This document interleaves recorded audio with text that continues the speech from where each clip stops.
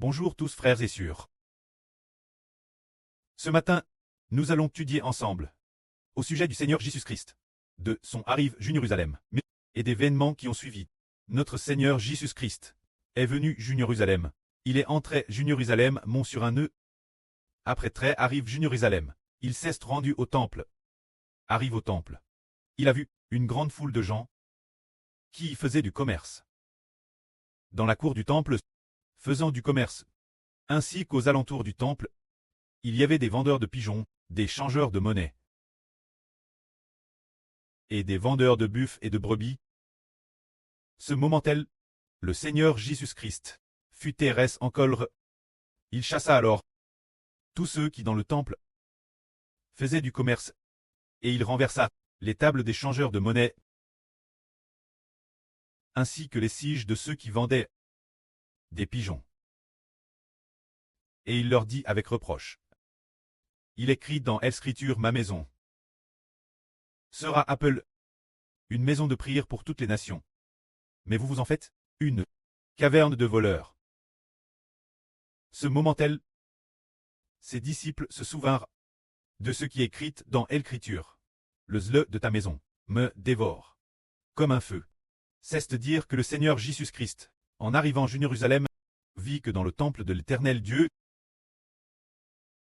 personne n'y priait, personne n'y rendait grâce Dieu, mais qu'au contraire, ils avaient transformé le lieu de prière et le lieu de sacrifice Dieu en un lieu de commerce, un endroit de commerce, semblable à un marché.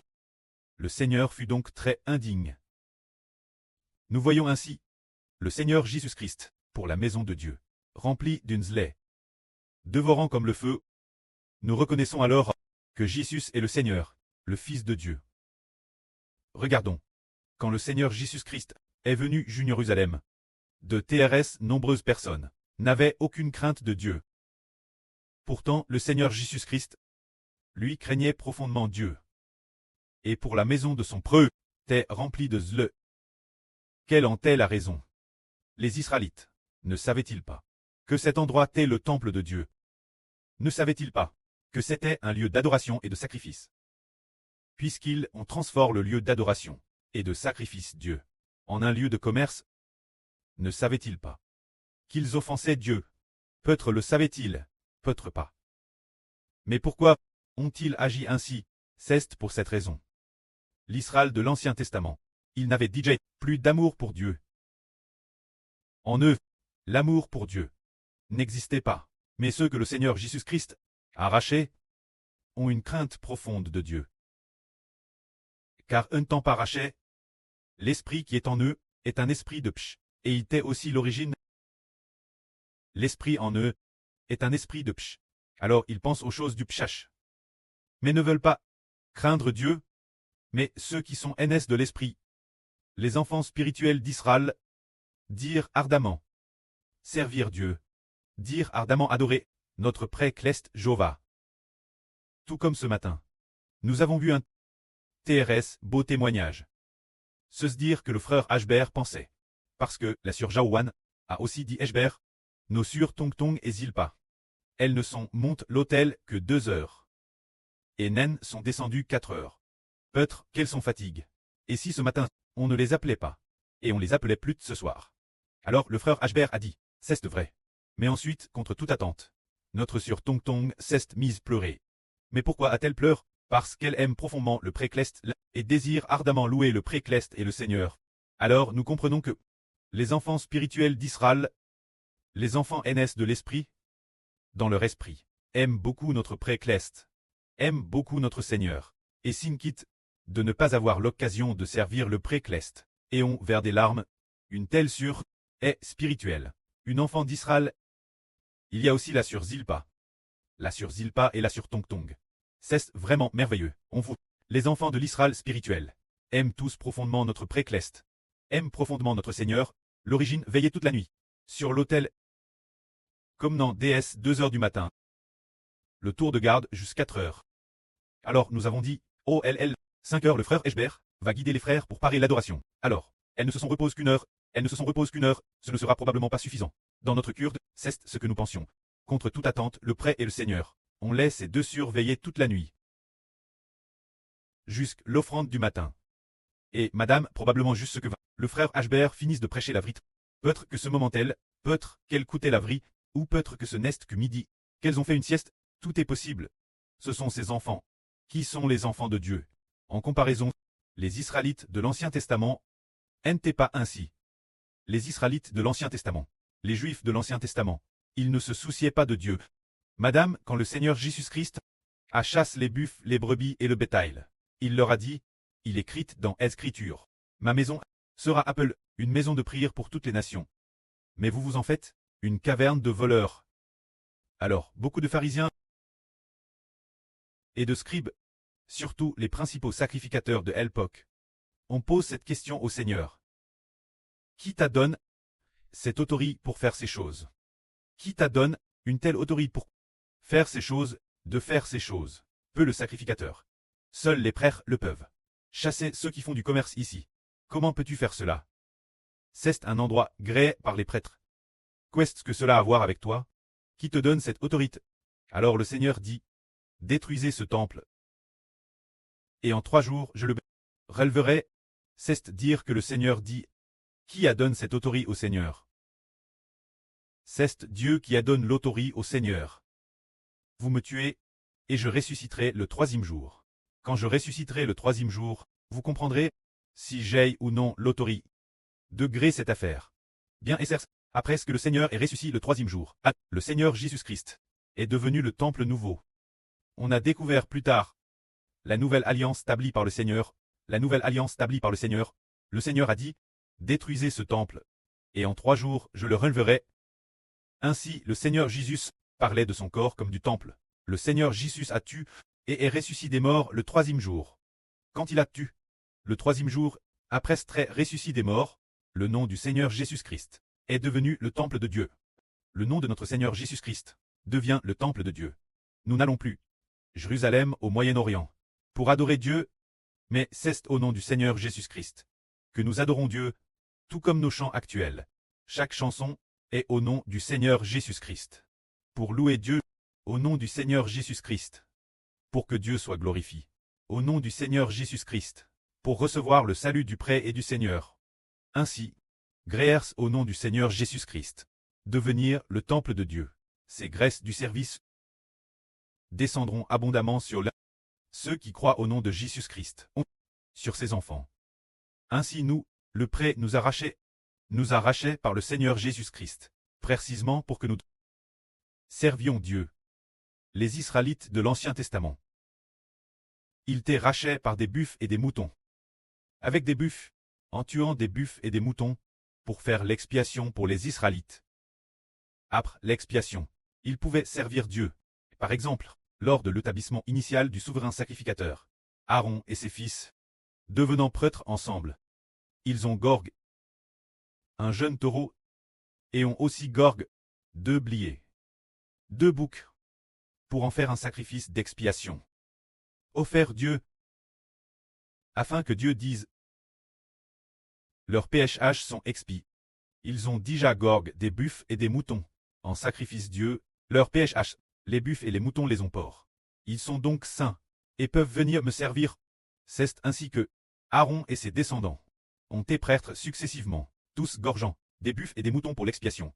Après l'expiation, ils pouvaient exercer le sacerdoce. Quant aux Lévites, ils gorgeaient aussi des buffles, gorgeaient des buffles et des moutons, pour faire l'expiation pour eux. Ainsi leurs péchés étaient rachetés. Ils pouvaient alors venir au temple, pour assister les descendants d'Aaron, servir Dieu. Ils gorgeaient des buffles et des moutons pour l'expiation. En disant, les buffles et les moutons ont port vos péchés. Le sang des buffles et des moutons accoule, vous tes DJ purifie et sanctifie. Venez donc servir Dieu. Alors ils venaient au temple pour servir Dieu. Plus tard, nous découvrons que bien qu'ils aient eu des buffles et des moutons pour l'expiation, ils avaient pourtant toujours le péchage en eux. Le péchage au fond n'a jamais enlevé. Le jour, Madame Olon gorgeait les buffles et les moutons. Le jour de leur expiation, le péchage était toujours en eux. Par conséquent, l'intérieur d'eux, il n'est pas pur. L'intérieur de l'homme, un temps pas pur, il ne peut pas offrir de sacrifice Dieu. Qu'est-ce que cela signifie? Ne pas être pur l'intérieur. Cela veut dire que l'homme qui a encore le pshat en lui ne peut pas servir Dieu. C'est pourquoi le Seigneur a dit que ceux qui servent Dieu doivent dans leur esprit traire sans pshèche. Le Seigneur a dit, Dieu est Saint-Esprit. Dieu est Esprit. Et ceux qui servent Dieu doivent tre ns de l'esprit de vri pour pouvoir servir Dieu. Plus tard, le Seigneur Christ a te crucifié, mis mort et crucifié, puis a ressuscité des morts. Ceux que le Seigneur Jésus-Christ a rachetés ont eu leur esprit intérieur purifié, devenant des personnes nées de l'esprit, devenant une nouvelle création, devenant des personnes nées de l'esprit, pour pouvoir servir Dieu. Alors, les gens de l'Ancien Testament y n'étaient pas ns de l'esprit, et n'est pas devenu une nouvelle création. Ils servaient Dieu. La manière des pécheurs pour servir Dieu. Prenons un exemple, pour que les frères et sœurs sachent entre ces deux manières de servir Dieu. Laquelle est la plus excellente? Frère Hébert a demandé, notre sur Zaowan. Il y a deux façons de servir Dieu. La première façon de servir Dieu. Pour servir Dieu, l'homme doit être pur, doit être saint et sans pshèche. Ceux qui sont sanctifis peuvent alors servir Dieu. Ainsi, dans cette première façon de servir Dieu, il est dit que Aaron et ses descendants, ainsi que les Lévites, pour qu'ils soient sanctifis, gorgeaient des buffles et des moutons, en sacrifice, pour expier leurs PHS. Alors, ils pouvaient servir Dieu. En venant au temple, pour servir Dieu, leur façon de servir Dieu consistait, gorger un agneau le matin, gorger un agneau le soir, les offrir en sacrifice sur l'autel, et aussi sur le chandelier d'or, allumer les lampes, et sur l'autel d'or, brûler des parfums odorifrants. C'est la première façon de servir Dieu. Cette manière, Ashbert ne parle pas pour l'instant. Est-ce que Dieu aime un? La deuxième façon de servir Dieu, n'est-ce pas de gorger des buffles et des moutons, mais que le Fils de Dieu soit sacrifié lui-même. Pour expier les PHS des hommes, celui qui a créé l'univers et toutes choses, le Seigneur Jésus a été mis mort pour expier les PHS des hommes, afin que Dieu pardonne les pshs de l'homme. Et le but de cette expiation est de permettre l'homme de servir Dieu, et de lui donner le Saint-Esprit, pour qu'il devienne de nouvelles créatures, devenu une vie nouvelle, appartenant Dieu, appartenant l'Esprit qui est en Christ, des personnes semblables Dieu et au Seigneur. Ces personnes, ayant été rachetées, après avoir été purifiées au nous, elles servent Dieu, non pas en tuant des buffles et des moutons, mais avec des chants de louange. Le matin pour l'offrande du matin, avec un chant de louange, sans chanson. Le soir, elles offrent aussi l'offrande du soir, en offrant sans chanson Dieu. Et en 24 classes, l'avenir 24 classes. Chaque classe utilisera aussi 100 chansons. Offrir Dieu, demandons la sur Zaourwan. Ces deux manières d'offrir des sacrifices, laquelle le précleste, préaffre-t-il, m'assure. Il préfère la seconde. Il préfère la seconde. La sur Zaourwan dit qu'il préfère la seconde, car ce que le précleste veut, c'est un sacrifice de louange. De plus, les gens d'aujourd'hui ont déjà tous été rachetés par le sacrifice du Fils de Dieu, qui a donné sa vie pour les sauver. Leurs PHH sont lavés, et ils sont devenus de nouvelles créatures. Ce que Dieu veut, ce sont des personnes nées de l'Esprit, pour pouvoir servir Dieu, et non pas des buffles ou des moutons, mais de la louange. En offrant des chants de louange Dieu en sacrifice. Là sera répondu correctement. Ce sont nos offrandes, nous, ses enfants. Les sacrifices que nous offrons, qui plaisent Dieu. Dieu dit que nous sommes une nation de louange. C'est dire que nous sommes une nation de louange. Alors que l'Ancien Testament dit que nous sommes une nation qui gorge des buffles et des moutons, pour les offrir en sacrifice Dieu. Nous c'est par des chants de louange que nous offrons des sacrifices la nation de Dieu, et c'est parce que nous sommes des enfants, NS de l'Esprit Saint, que nous pouvons avoir cette bénédiction. C'est pourquoi nous offrons des sacrifices Dieu. Dans l'Ancien Testament, c'était dans le temple qu'on offrait les sacrifices. Dans le Nouveau Testament, nous prenons le nom du Seigneur Jésus-Christ comme temple, pour offrir des sacrifices Dieu, et le précleste se réjouit de nous. Que la gloire soit auprès et au Seigneur. Amen.